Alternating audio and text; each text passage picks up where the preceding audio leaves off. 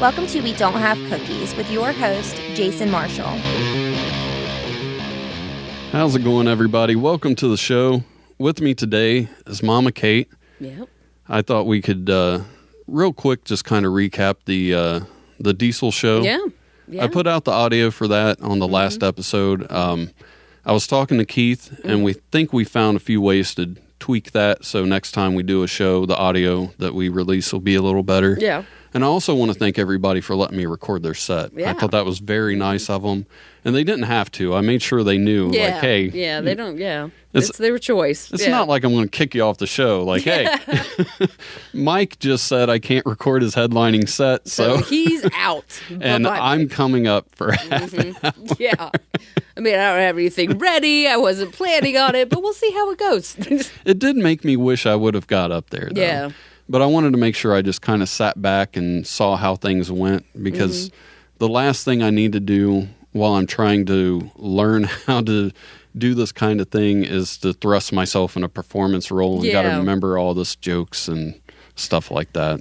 Well, it does make me want to get back up because it's been a while. But like you said, we're the only two producers who put together comedy shows and don't book ourselves. And I kind of like that aspect too. Yeah. I think it went really well. And Yeah. I didn't really think about it till Carla brought something up about there being two girls on the show, or two women on the show. You don't really get a 50-50 mix. Yeah, it's true. That is unusual. I mean, we really covered the spectrum on that show because, you know, we had the straight woman, the gay woman, the black guy. The white science teacher. Yes. Yeah, I mean, we really got all the groups. Actually, if I would have performed as the mom, then, you know, we would have been pretty good because we didn't have any, you know, neither woman is a parent, you know. Mm-hmm. And the other thing, too, is none of that was thought out. Like, well, I have to make this. Yeah, it wasn't a conscious thing. It was really just picking people that we liked, I guess. Mm-hmm.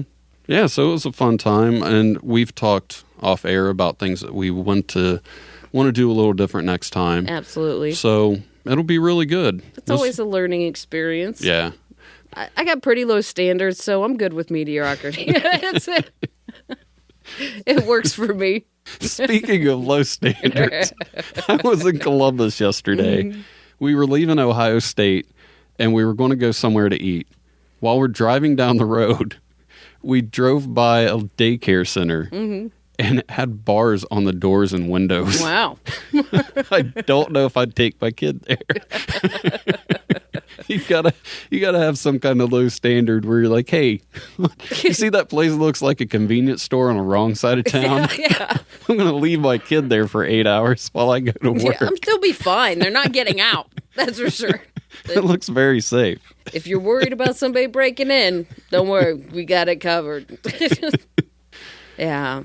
Yeah, I was at Ohio State for my daughter's orientation. She's transferring from the college she's at now. And it was very, very boring. Yeah. Because there's no real information for parents. I mean, there is, but there isn't. Like, you can be informed of what they're doing and all the things that they can get involved with. I do recommend going, but you're going to be very bored. I don't know. I'm just dropping my daughter off. Like, have fun at orientation. I know what college is about, you know. Well, my favorite part was the speaker. She was very, very boring. And I noticed... Best kind. I don't know, once every couple of sentences, I would start to nod off. And I realized it was every time she said, And I don't know if that's some kind of trigger word, if I was hypnotized at a young age by my parents to help put me to sleep, and they just said a lot at bedtime. But I started counting how many times she said And I wasn't counting the ahs and the other little words. Additions. I swear to God. And I was pulling for her, okay? I swear to God, she never got past 3 sentences without saying Sometimes 2 sentences in a row started with Wow. As all the best speakers do. Yeah. Yes. And like I said, I was pulling for her. Even when she had a 1-word sentence, I would include that. But she just couldn't do it. I'm afraid to start laughing because I'm going to start coughing. So that pulled me through the whole event. Yeah. And towards the end, I noticed my wife was getting really bored too, so I whispered in her ear, "This lady can't go 3 sentences without saying I swear to God, I've been counting for the last 45 minutes." It becomes like a game, so it keeps you a little bit more interested.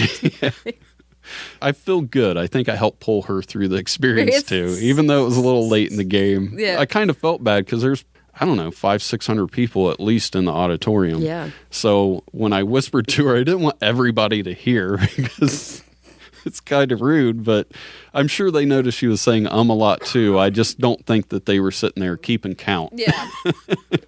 It reminded me of when she had the award ceremony and everybody would clap every time they would say a kid's name. Yeah. I started getting bored of clapping for everybody. Oh, it starts to hurt. Well, there was like tons of kids here, so I just would clap twice for each child unless it was mine. The lady in front of me, after, I don't know, it's been a little while, she realized what I was doing and she was getting mad. But then there was a guy behind me who realized what I was doing and thought it was funny and started doing it too. It's like, this man is genius. It was catching on. We went to a graduation at Northwestern, and that's what they do. That's like the tradition. When they call up a student's name, everybody claps one clap, and that's it. Oh, that's great. And it was actually pretty awesome. Yeah, I like that. That's a good system. Yeah. Well, you're a smoker. Yeah. How long have you been smoking? I started when I was 16, so I'd quit while I was pregnant, which was a good chunk of time. 6 kids, right? Yeah, 6 kids, so off and on for 10 years. Or is it just the one? Yeah. It's an inside joke. So, yeah. I mean, there was a 10-year period where it's smoke and then not smoke and smoke and not smoke. There's a 112-year-old woman in Nepal, been smoking for 95 years. I thought that was pretty damn impressive. Especially given the thin air in Nepal. I mean, she's... Yeah. Well, at first... She's like super lungs. At first, I just kind of attribute it to she's probably rolling her own or something along those lines. She doesn't get the chemicals that you get in manufactured cigarettes, but... In the article, it said she has a habit of a pack and a half a day. Wow. So I figure if you're judging it by pack, she's probably smoking Marlboros or Cools or something, if that's how you're doing it. I would like she's smoking Cools. I would like to think so. Yeah. My husband's little brother used to smoke Cools. I don't know why, but because he was 13 at the time when we first started dating. And you know, this 13-year-old with this pack of Cools. Are you cool, Aaron? Are you cool? I got to assume in his 13-year-old head, he was like, what's cooler than smoking cigarettes? Smoking Cool cigarettes. It's implied right on the back. Hello. What's cooler than pulling out something that says cool right on the package? Well, I think it wasn't the last time you were on the show, but it was a couple of months ago. We did a story about all the marijuana found in a porta potty. Yeah. I just found a story where there was a boat found on a beach that was abandoned, and it had 2,400 pounds of marijuana in it. Just sitting there in a boat. I'm going to say that whoever was captaining that boat is now deceased because... Because nobody just lets 2,000 pounds of marijuana float away, you know? Could you imagine walking by that boat before the police got there? I know. There would have been no police got there. It just would have been like Katie walks by the boat, Katie drags the boat up to shore, Katie empties the boat into her car. Or the worst part is you see all this stuff and you're like, man, I gotta walk home as fast as I can and go get my car. Yeah, and you get there, there's all these police everywhere. Yeah, I know. Damn it! Why did I ride my bike today? Or you get there and you just get one package and you're starting to your car and then the police come and they're like, well, that's all yours, right? Yeah. What are you talking about? I just found this. Oh, yeah, sure. That'd be a bad day. That much pot just gives you the munchies thinking about it. I know. That's a lot. Right now. But KFC came out with a candle that smells like fried chicken. It's over in New Zealand. You can't get it here, unfortunately. I won't even burn a candle that smells like cake or vanilla because I think it's just fucking mean to walk into someone's house and think that they're making a cake. And it's just a stupid candle. I can't even imagine it be fried chicken. It'd be like having a bacon candle that you just makes you want bacon all the time. I just wonder why they chose New Zealand instead of America. It looks like it would be much more popular here. I know, in America, there are a lot of KFCs in New Zealand. I might have to interview a guy I know in New Zealand. His name's Benny Mack. Somebody in New Zealand? Yeah, he was going to be on the show a few times, and a couple of miscommunications, but I'll have him on here soon. He was going to be on one of the takeover shows, but I might have to ask him if New Zealand just has this huge thing for fried chicken. Because I just don't understand why it went there and not here. Because it seems KFC. Like we're kind of big fried chicken people. Yeah. I never really got that kind of a stereotype vibe from New Zealand. Or maybe there's no KFC, so this candle seems strangely exotic. Which I almost said erotic there. I don't know. Maybe your fried chicken's erotic, but exotic. Makes you feel the same way when I eat it. Greasy and kind of dirty. Did you know they came out with fingernail polish? KFC came out with fingernail polish that was flavored like fried chicken. Yeah, because I need help biting my nails. I'm thinking, how can I bite my nails more? That made me think of the erotic thing. Like, who's this for? Just people having sex, and they're like, no, I need you to put the KFC nail polish on. Because while we have sex, I'm going to be sucking all the fingers and toes. Well, it would still have to taste like nail polish. I mean, I don't know. I mean, it's still fried chicken flavored. Yeah, that's the other thing. But if you got a foot fetish, that's the best. Yeah, really. You're just sucking all them toes and tasting fried chicken. Or you could just stick fried chicken on my toes. They've come up with some weird shit, man. They had sunscreen that smelled like fried chicken. And then they did the thing that was around prom season where you had the, I forget what it is, the thing girls wear around their wrists. Oh, corsage? Yeah. They had the fried chicken corsage. Then they came out with the Charge and Go box, which had a little charging station for your phone. And they come up with more weird ideas than Domino's. That seems like pretty extravagant for a box. You know, I mean, the boxes is something I'm keeping around. Yeah. You know? I think it was in China or Japan now that I think about it. But I thought that was really weird. They just have technology like that to throw away. They're like, disposable chargers, essentially. Either that or become a hoarder and keep your trash forever because you have this wonderful charger attached to your trash. I just didn't understand how that's a selling point. Yeah.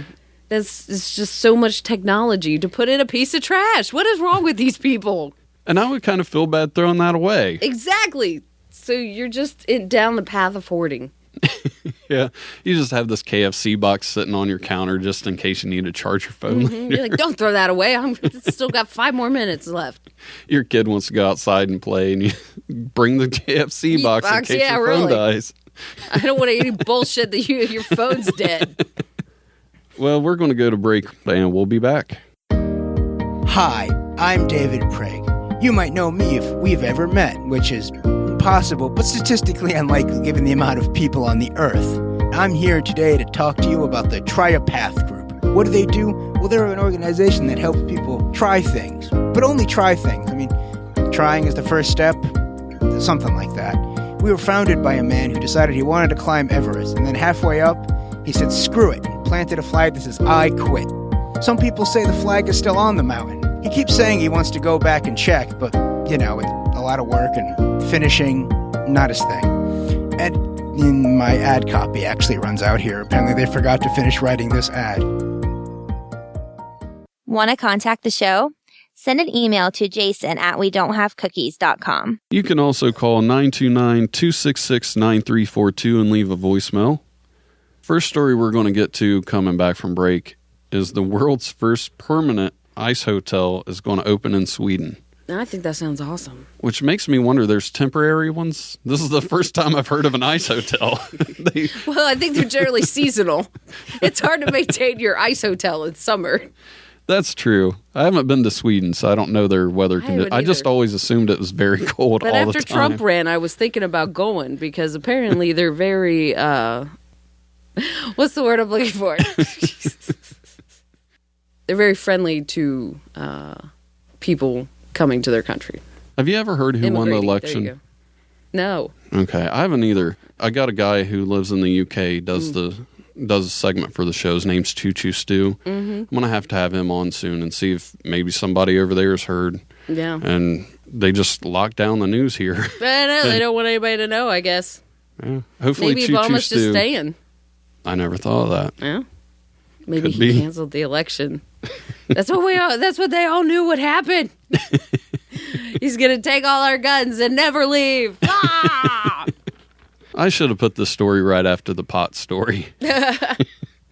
Some guy in Italy broke the world record for most ice cream scoops on an ice cream cone. We just got records for everything. Yeah, I know. Who comes up with this shit? How do you get all those scoops without the bottom scoops melting? I mean, are you making it inside the freezer? The trick was he used some artisan ice cream in his area, and I guess it was made just for that purpose. I wonder, is this a competition you can get involved in? Like people train and, they go against other ice cream shop owners? Because I got to assume that's what he does, because who just starts practicing that at home on their own? I can see it as a selling point where he's like, hey, I'm Luigi, I'm the ice cream guy. Come watch all my scoops. But he does have some kind of weird obsession with ice cream because he also set the record for the world's largest ice cream scooper, which was 6 foot, 4.7 inches long by 1 foot, 10.8 inches wide. Yeah, but what are you scooping it out of? I mean, what kind of container requires a 4-foot scoop? Honestly, that seems like kind of an easily beatable record. Yeah, I know. Yeah, really. Like we could just go to Lowe's today and kick that guy's ass. Of course, just with a 2x6. It would have to actually be functioning. You can just make it to look like a big ass ice cream scoop. It has to actually be able to scoop some ice cream. Leading to my original question is, what container are you scooping it out of? Well, that's where our friends and new sponsors at Young's Jersey Dairy come in. I'm just kidding. We just fill up a pool in wintertime with ice cream and be like, watch this shit. I'm breaking a record. Here comes our 12-foot scoop. Yep. I like this ice cream's called Extreme Moose Tracks. It's a Kroger private selection brand, but it has this really good fudge in it. Mm-hmm. Then I realized that I don't give a shit about the ice cream. Like, all I want to do is just eat the fudge out of them. Like, I wish I could just buy this fudge. Why do I have to buy this ice cream around it? It's cold, Jason, before we move on, if anybody's wondering the kind of way that Jason takes care of his comedians is that every comedian gets their own litter box right next to him. It's like Jason's way of saying welcome. He's like, where should I put this litter box? Right by my guest chair. The one who's allergic to cats. Yes. Well, that was there before the days where I had a door on my bathroom. It's hard to break those old habits. Before there was a door on the bathroom, I just shit comfortably. How do you think your cat feels having to poop in the middle of your living room? I don't know. Maybe I'll have him on the show one day. As someone who pooped in her living room for 5 months, I can tell you. It's not a good feeling. It's not a good feeling. Actually, the amazing thing is when you're on a lot of painkillers, you don't even give a shit. Whatever, I'm just sitting in my living room on the toilet. It's a good way to clear a room. Yeah, I'd say so. Well, speaking of cats, there's a lot of cat stories out there today.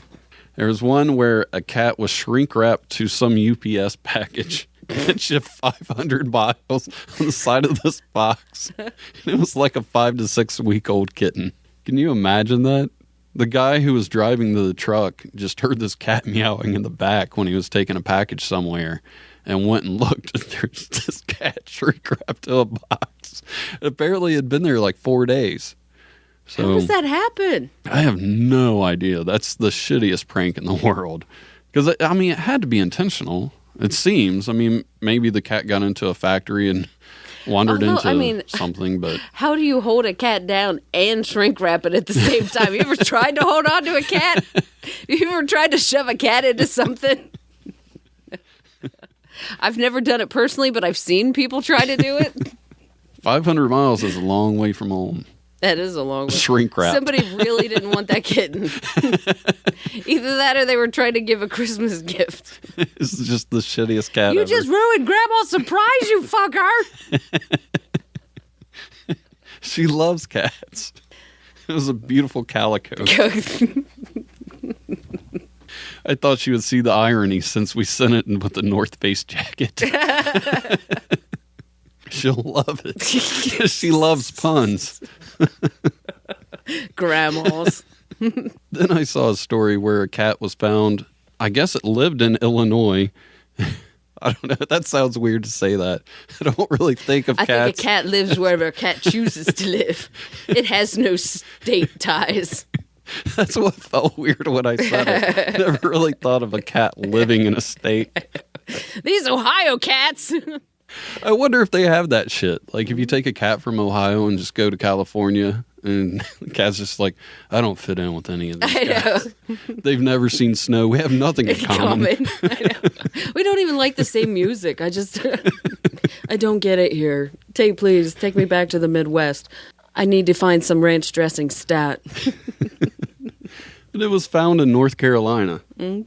I think we went over a story similar to this before where you said something like, well, there's a lot of cats that look alike. It's probably, there's a million of them. Yeah. But the thing in this story was it actually had a chip in it. Oh. And somebody just found the stray cat wandering around. I guess it was hurt. And they took it to a vet. And turns out 700 miles away is where that cat lived.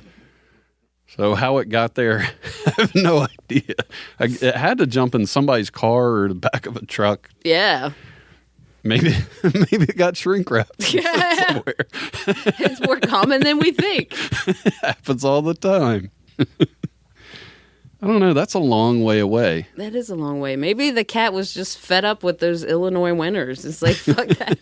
Maybe he wanted to go to Duke, Maybe he wanted to beat Coach K. Who wouldn't? That was his pilgrimage to the Holy Land. He's a big college basketball fan, that cat.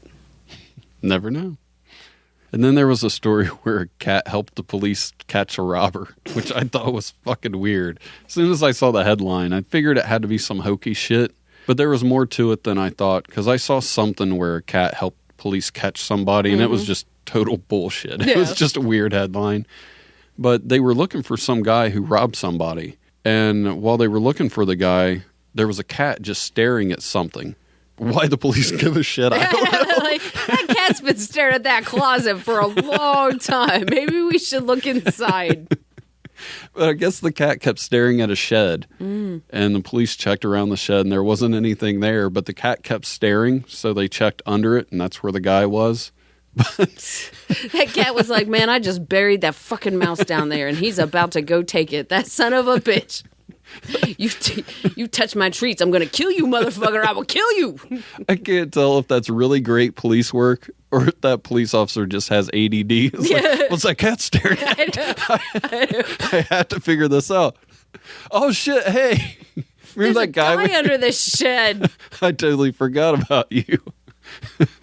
I don't know. That's fucking bizarre. Just paying attention to a cat staring at something.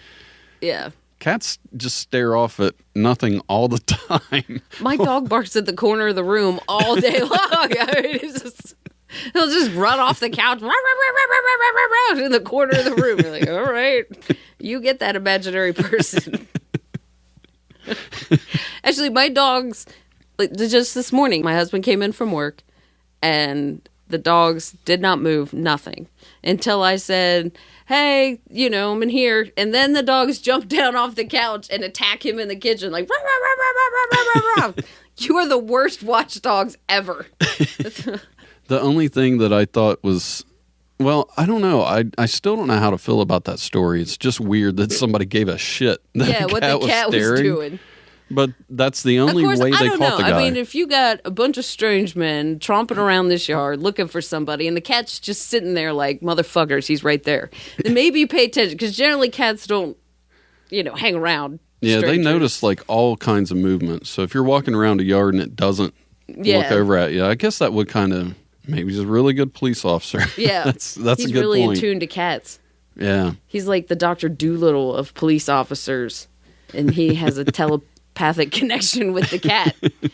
And he actually reads the cat's minds, but he doesn't want people to know that because then they would think he was weird. But eventually he's going to get his own TV show where he solves crimes using the help of his animal friends that he speaks to telepathically. Boom! There's my $1 million idea. They should have used that cat in Massachusetts because he could have. Maybe we could do this show where it's the cat as the detective. There you go. And then his arch nemesis is a rooster that was found riding along with a pair of Massachusetts robbers. It's a good luck rooster. You're just going around robbing people, get in your car and take it off, and then you get pulled over. There's a rooster in the back. They wouldn't consider that a dead giveaway. They're like, we could be any two guys rolling around with the rooster. They don't know we robbed a place. That's kind of an identifying trait. It's the car with the rooster in it. Yeah. The one that keeps crowing. How cocky can you be? Oh, with the puns. I had to make sure I forced that one in there. It took a while to get there. Way to finish strong. Puns close out every good joke. Well, that brings us to this week's Dumbass of the Year. At first, I thought I was going to have trouble trying to find a Dumbass of the Year, which I should have known I'm not. They're around. It just seemed like all the weird stories had something to do with animals. Yeah. And I just... It's Animal Week here on You Don't Have Cookies.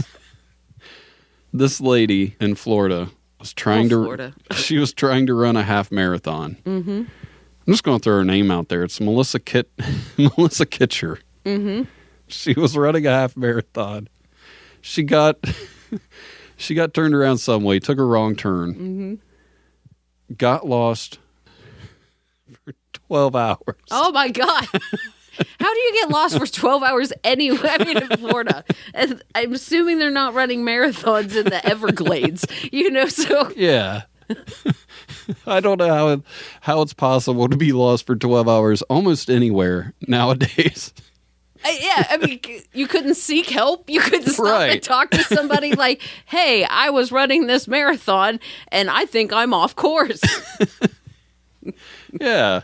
12 hours, you never saw a store or... Yeah, someone drive by, you didn't...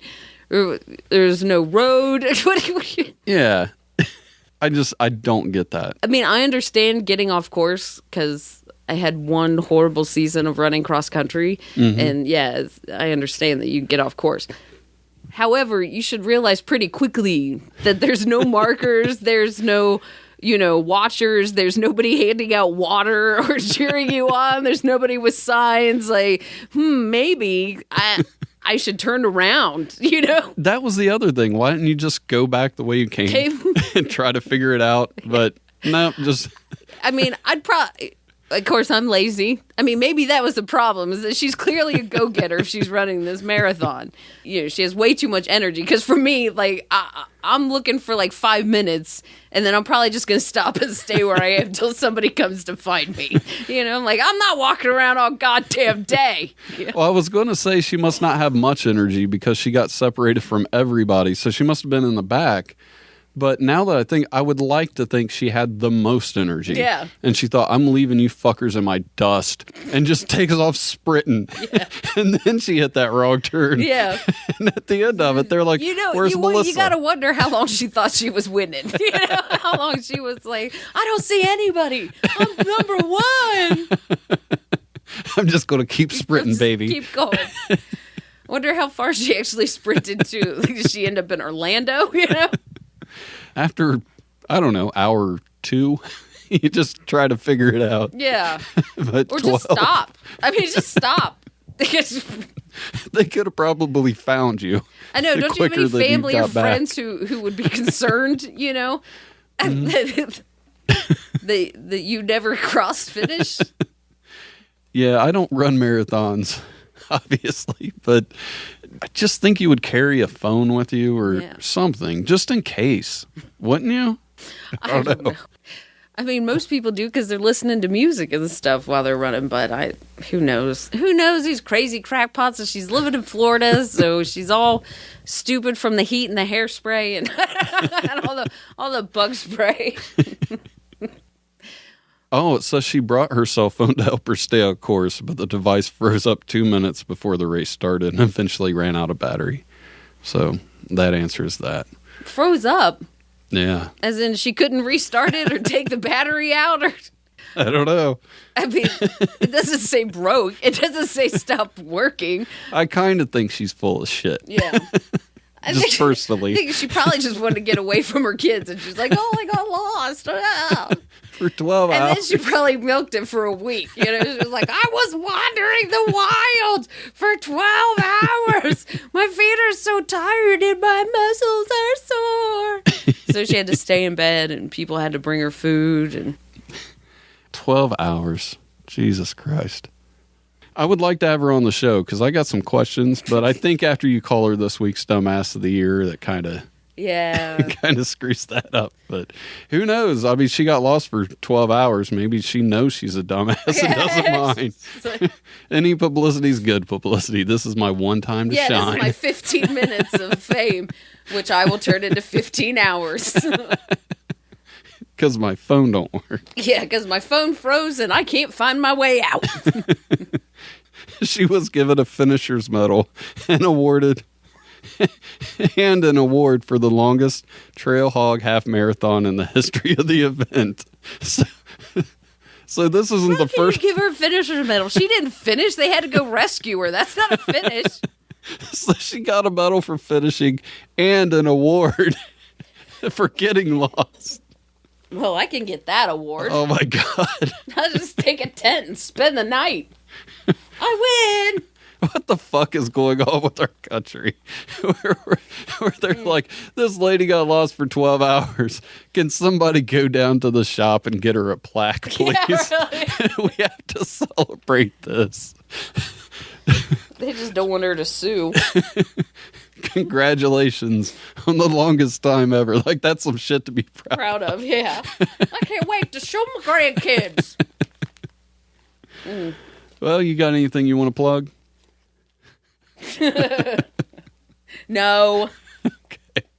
This is usually the time where you say your butt. I know, but I wasn't going to say it this time. I was setting you up for it.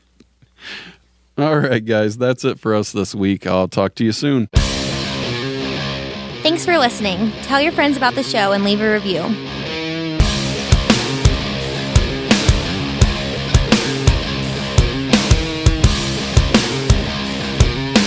Strangely exotic